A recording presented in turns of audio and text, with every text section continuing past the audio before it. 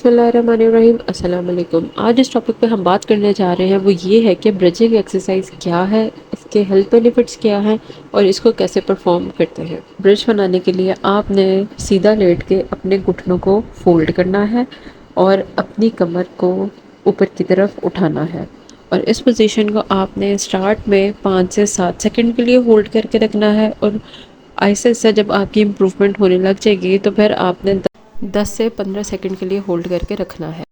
बात करते हैं कि ब्रिजिंग एक्सरसाइज के हेल्थ बेनिफिट्स क्या है।